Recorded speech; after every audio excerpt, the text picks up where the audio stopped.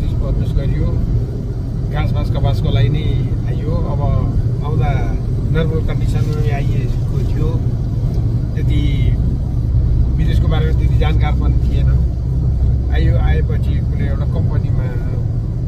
काम गर्दै गयो काम गर्दै जाने सिलसिलामा काम सिक्दै बढ्दै जाने अलिकति इन्ट्रेस्ट पनि देखाइयो गाडीहरू पनि मैले यहाँ आएर नै गाडी चलाउन सिकेको गाडीको लाइसेन्सहरू पनि यहाँ आएर निकालियो अनि त्यसपछि बिस्तारै अब आउने जाने क्रम बढ्दै गयो सुरुमा त अब खासै त्यस्तो केही थिएन 2-4 वर्ष टाइम पास जस्तै भयो बिस्तारै गर्दै जाँदा अहिले चाहिँ अब ठिकै छ राम्रै छ राम्रै उसमा पनि छ अब गाडीहरू पर्सनल कारहरू पनि कम्पनीले दिइरहेछ रुमहरू सबै कुराको व्यवस्था आवश्यक परे फ्यामिली भिसाहरूको सबै व्यवस्था कम्पनीले गर्छ भनेको बेला घर जानु पाउनु भनेको बेला आउनु पाउनु त पनि सहजै छ त्यसको कुनै आपत्ति नै छैन त्यो कारणले गर्दा पनि अब साउदीको बसाइ चलिरहा अहिले चाहिँ एकदम आरामदायी छ भाइ अनि यो साउदी अरबमा काम गर्दाखेरि अब तपाईँ नेपाल फर्क्यो भने के कस्तो चाहिँ नेपालमा के हुनुपर्छ जस्तो लाग्छ तपाईँलाई नेपालमा कुनै पनि कुराको सिस्टम छैन यहाँ साउदी अरबमा के छ तिमी एउटा पुलिस दिएको भने यहाँ एउटा पुलिसले एउटा लाइट बालेको भरमा मान्छे पुरै ब्लक हुन्छ किन के भनेर हुन्छ नेपालमा न कुनै नियम छ न कुनै कानुन छ हो नियम कानुन छ तर लागू छैन त्यो नियम कानुन जुन छ त्यो लागू भइदियो हुन्थ्यो भन्ने हाम्रो चाहना हो एयरपोर्टमा गयो एयरपोर्टमा त्यस्तै विधि छ बाहिर निक्लियो बाहिर धुलो धुवाँ त्यस्तै छ रोडहरू त्यस्तै छन् अब गाडीको कुनै गाडी कहाँ जाने हो कताबाट टर्निङ गर्ने हो कुनै नियम कानुनै छैन सिग्नलमा रोक्नु पर्ने हो कि सिग्नलमा जानुपर्ने हो कि कुनै नियम कानुन सीमित नियम कानुन त छ नै तर लागू भएको छैन त्यो चाहिँ लागू भइदियोस् भन्ने हो ट्राफिकको बाटोमा होइन ट्राफिकको बाटोमा एयरपोर्टको चेक जाँचको बाटोमा नि अनि एयरपोर्टमा पनि अलिकति कस्तो हुन्छ भने आखिर रोजगारीको लागि जानेको लागि एयरपोर्टमा पनि गल्फ भनेपछि अलिकति भिन्दै नजरले त्यहाँ पनि हेरेको म देखिरहन्छु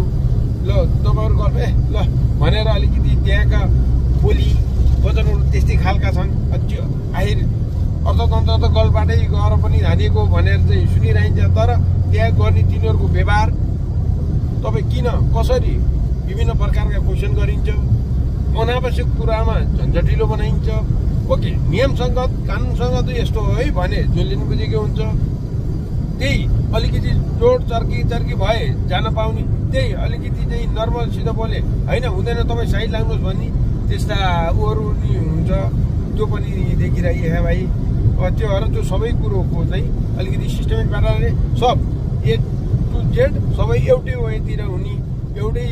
नियम कानुन लागू हुनु भइदियो होस् भन्ने हो अब अरू त के छ भाइ ठिकै छ विकासको बाटोमा साउदी अरबले जति विकास तीव्र गतिमा भइरहेको छ त्यसै गरी नेपालमा पनि विकासको बाटोलाई गर्नको लागि अनि के कस्तो गर्नुपर्छ जस्तो लाग्छ तपाईँलाई नेपालमा विकास साउदी अरबको जति गर्नको लागि त अब भाइ कसरी के गर्नुपर्छ भन्दा पनि अब पहिले त हाम्रा नेताजीहरूलाई आफूलाई नै नपुग्ने ठाउँ उहाँहरूले उठेर बस्नु भए उहाँहरू चाहिँ आज चप्पलमा आएर मलमा गएको हामीले देखिएकै छ उहाँहरूले अब त्यो सबै कुरोहरू बन्द गर्नुपर्ने हुन्छ अब यो कुरो लो कुनै कसैले चाहिँ म यस्तो गर्छु कृषिमा म लगानी गर्छु भन्दा त्यहाँ सरकारले सहयोग गर्नुपर्ने हुन्छ म उद्योग कल कारखाना खोज्छु भन्दा त्यहाँ सरकारले सहयोग गर्नुपर्ने हुन्छ सहयोग गर्नुपर्ने ठाउँमा उद्योग दर्ता गर्न जाऊ त्यहाँको उद्योग दर्ता न ओके कति लाख मलाई उसले कति पैसा दिए तेरो यति पैसा दिए तेरो उद्योग दर्ता हुन्छ नभए त हामी चाहिँ अप्ठ्यारो पार्छौँ यो हुँदैन प्रक्रियासँग नियमसँग आएको डकुमेन्टलाई पनि उनीहरूले एक्सेप्ट गर्दैन भाइ त्यो पनि अब देखेकै जाने कुरो हो त्यसो भयो भने आर्थिकमा धेरै लिप्त भएको देखियो त्यसले गर्दाखेरि चाहिँ आगामी दिनमा आर्थिक नभन्दा नि एउटा सिस्टममा गएर होइन सहजीकरणको बाटोलाई चाहिँ उद्योग कल कारखानाहरूलाई अलिकति भएका उद्योग कल कारखाना बन्द गरेर गरिरहेको छ